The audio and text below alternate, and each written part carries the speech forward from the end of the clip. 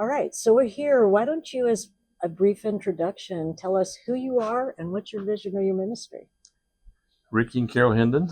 We're missionaries in Unimagos, Peru, and we're working with indigenous groups, the unreached people groups in the jungles of Peru. We also run a camp, Camp Uni, for kids and youth.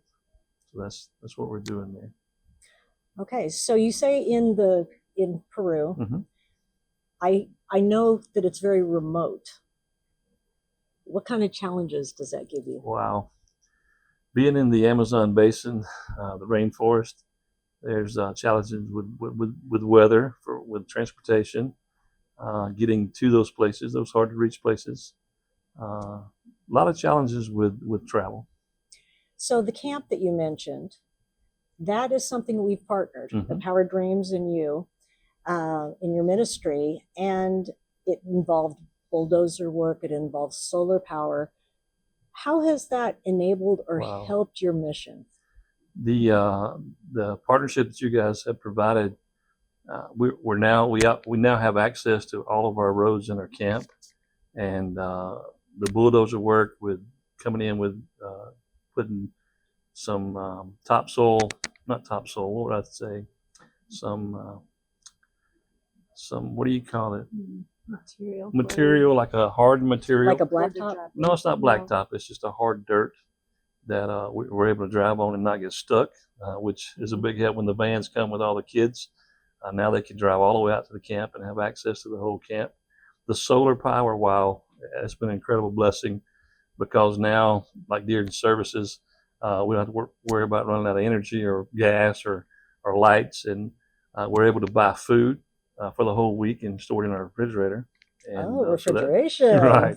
That's been an incredible part of camp, not having to worry about those things and having to run back and forth into town to buy food for the day. Now we can buy it for the week. So that's been an incredible blessing for us.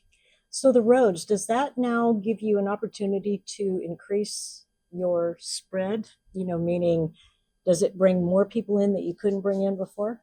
It giving us more access to the camp. Yes, we'll have people now that can travel in there on their own, and we don't have to provide transportation.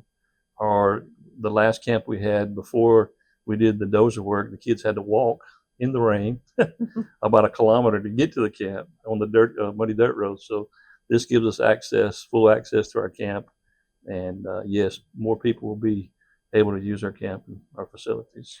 I remember laughing at a video that I was sent where they were trying to pull the truck out of the mud. That's been an adventure for us. I've been stuck more times in our camp than I have in my lifetime in our 4-wheel drive vehicle, just because of the jungle mud. We can't maneuver through that. But now with the dozer work, it has made a world of difference for us and given us full access to our camp, and we're able to serve more people. Okay. So what do you see as the future for the camp? Our camp, wow, we have so many plans. Our son and daughter, who are still in Peru, just finished up a couples retreat, a couples conference. Oh, wow. And so that, we never thought about having couples out there, but God knows what he's doing. So it's opened a lot of doors for many different types of ministry. There's a group of indigenous who are close into the camp. They're within driving distance, and they're the Shawi Indians. And so we're looking at doing some training, local training with those guys too. But we want to use our camp for the glory of God. Any door that God opens, we want to be able to walk through it with our camp. So making it available for a lot of different ministries. So you're working with a lot of different tribes. I don't know if I'm saying that right. A lot of different languages. Another project that we've partnered on has to do with orality. Oh. Can you speak a little about that? You guys have helped with providing oral Bibles, audio Bibles for the different groups that we work with. And that has opened many doors among the unreached people groups, because when you put those tools in our hands, to be able to go into a village with material in their heart language is an incredible open door for us. It's an opportunity where we're not just showing up hoping there's someone there that understands the language we speak and can translate it to the heart language, but having material. Also the projectors, wow, having a visual material that we can go into a community and show, that opens the door to the gospel like we've never seen before, and it's incredible what God's doing through that. With the whole project, with the different equipment, the audio Bibles, the projectors, do you have any only God stories you'd like to share? Well, I'm pretty stingy, if I can say that word, with our equipment, because I want them to be put in the right hands. I believe that tools in the right hands can do so much. If you put them in the wrong hands, you can create chaos. But we're looking for people to share the equipment with, and one person in particular was in a village called Purawa, and this man had cancer, had ear cancer, and I'm not talking about a small spot. I'm talking about his whole side of his head was eat up with cancer, and he cried. He come to me and goes, "I can't read my Bible anymore because I have headaches and it just hurts so bad." And when I gave him the audio Bible, he just cried. He's like, "Wow, now I can hear the Word of God with his other ear." But I thank God for tools like that, where people are suffering and hurting, that we can help out that way. So, now, you have a training center. How do you use the training center? Our training center is in along the Pastasa River, and that's where we teach Bible storying, orality, to the indigenous groups in that area, the Kandoshi, the Akswar, the Awakun, and they're doing it this week, our son and daughter-in-law.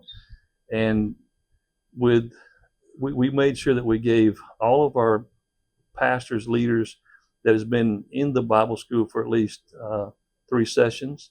So we gave them all an audio Bible and told them to go back and start small groups. And just got a report yesterday that a lot of those guys have given them away to start other communities and other small groups. So we've got to go back and replenish those. But God's working and using those guys to, we're seeing more people show up at our training because of the Word of God getting out like that. So that's great. So what do you see going forward? What does the future of your ministry look like? We're open to whatever God has for us. Training, that's not going to stop. We believe in discipleship, training the trainer. We want people to go and make disciples, like the Bible tells us in Matthew 28. And with the camp, who knows? God is blowing our doors off at the camp. We're having more people outside of Utimagwas wanting to use our camp, and just kids in general just showing up and wanting to be a part of that. So, the future's bright. We know that through our partnership, we're going to reach this nation. We're going to reach this next generation for Christ.